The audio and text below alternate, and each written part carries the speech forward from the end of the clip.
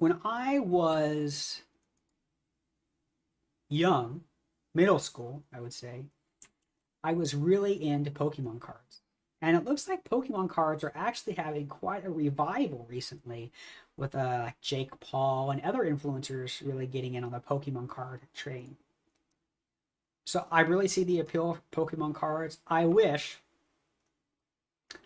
Pokemon cards was more acceptable for socially acceptable for adults to get into, and there was a way to do like online communities. Like if if there is this, and I just don't know, please let me know. I wish there was an online multiplayer, massively multiplayer Pokemon card online game. You know, you collect cards, build your decks, play against other people, have social elements. I would be all into that. I think I've kind of, I want to say, outgrown the Pokemon franchise. That's fine. You know, I just, a lot of the stuff that comes out is not very appealing to me, the new Pokemon design, stuff like that. I will say the card game itself is one of the funnest card games that I've ever played. And I just really enjoy playing Pokemon cards. So we have the story here from Kotaku. A Japanese store is banning adults from buying Pokemon cards. A retail store in Akihabara will check IDs to prevent adults from buying and reselling Pokemon cards.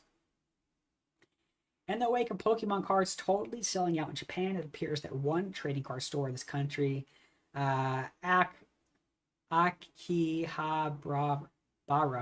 district, has adopted some drastic measures, bar adults from buying cards so kids can enjoy the hobby.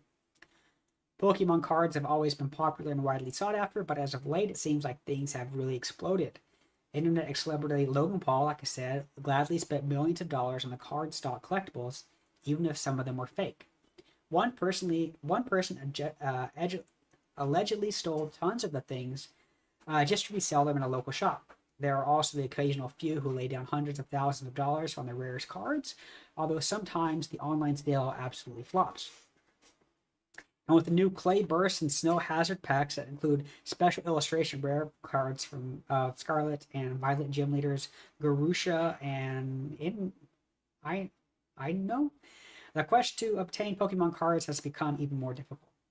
The new packs caused the recent card drought in Japan as adults lined up outside the shops to buy the new packs and to resell them online for a tidy profit. I think that's a capitalism, baby. I think that's pretty awful. Scalping. I will say, so scalping here. So basically, adults who are going to the store, buying up all the Pokemon cards and then reselling them at a higher profit. Um, at a higher price for profit.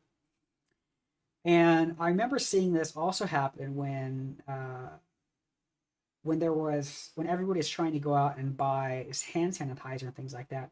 Some local people would buy all the hand sanitizer and then sell it online for 4 times the price. And uh, I remember people, hardcore capitalists, saying things like, "That's not capitalism or business.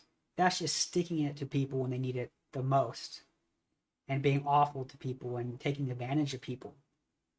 100% correct. Doing that and taking advantage of people, absolutely awful.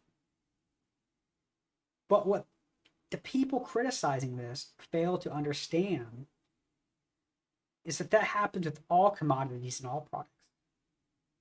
Housing is all bought up to be sold at a higher price where many people are priced out.